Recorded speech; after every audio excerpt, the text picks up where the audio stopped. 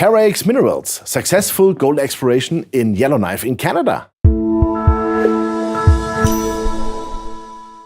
Well, David, your company TerraX Minerals looks really terrific site here as you are working into the Northwest Territories. Maybe you can elaborate a little bit what you are doing there and why you do it there. Well, the Northwest Territories package that we have is an unbelievable opportunity for a company our size. We have 783 square kilometers adjacent to the town of Yellowknife.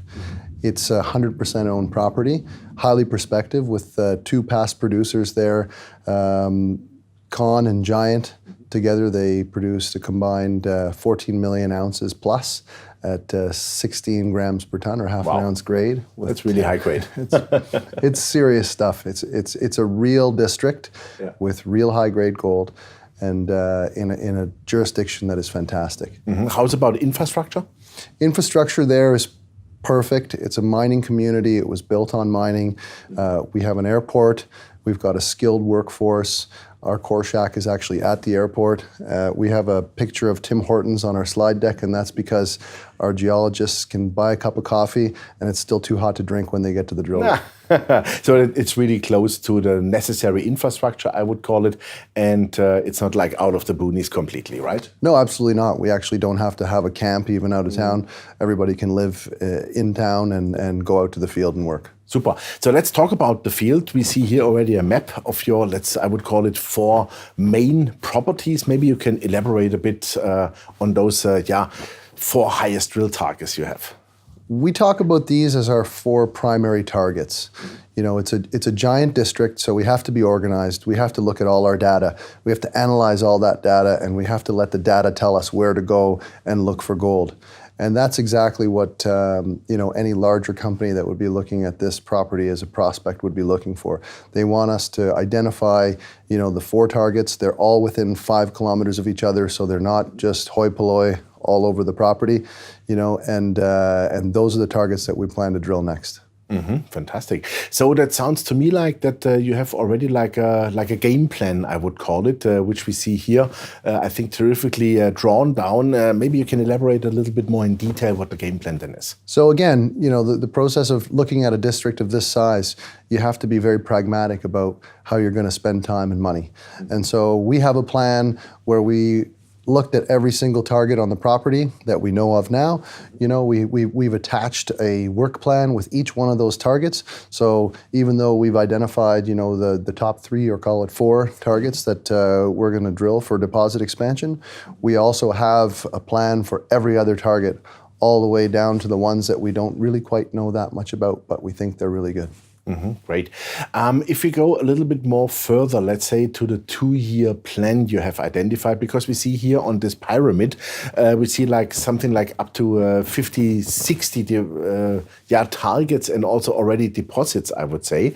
On a 2-year plan basis, and I think you have acquired also 16,000 meters of old drill core, which is very helpful, of course, to analyze. Can you give our viewers a bit of an idea, what phase 1, phase 2, what is going on there?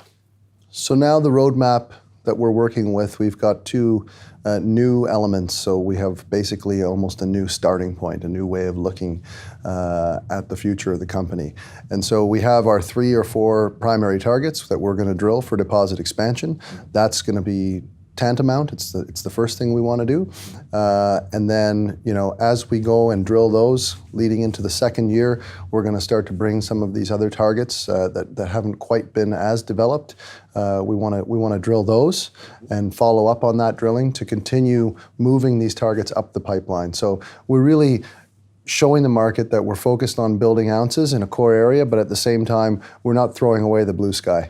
Fantastic. So we can expect then maybe within the next 1 or 2 years, let's call it within those 2-year plan, also then a 43-101 resource? That's what everybody wants us to do. And we think that, if we execute on year 1 of our plan, then, we'll be happy with what we bring out.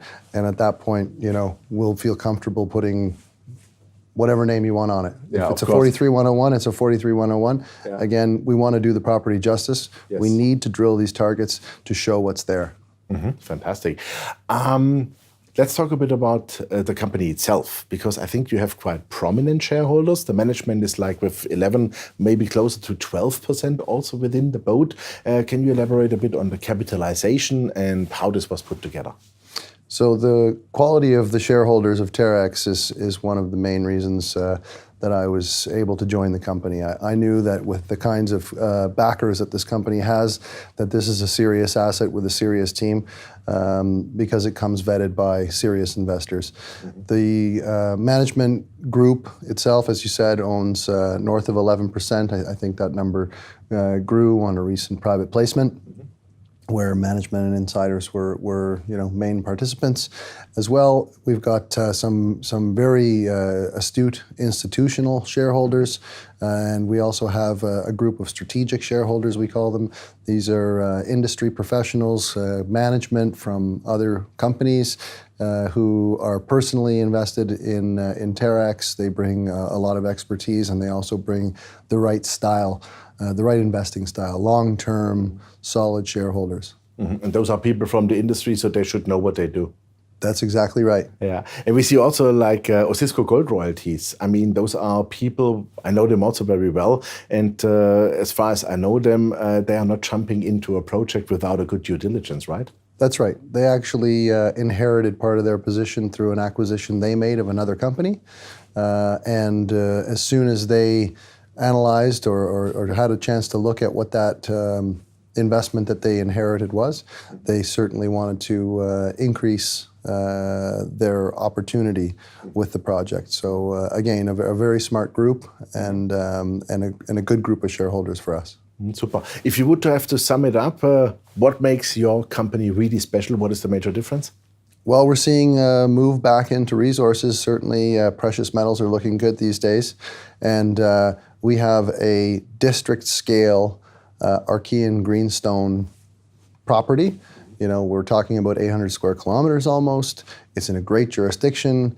It's got high-grade gold. It's next to a town. It surrounds two huge past producers. What more do I have to say? Fantastic. David, thank you very much. Great insight into your company, and wish you all the best with the upcoming drilling. And yeah, please show us where the gold is.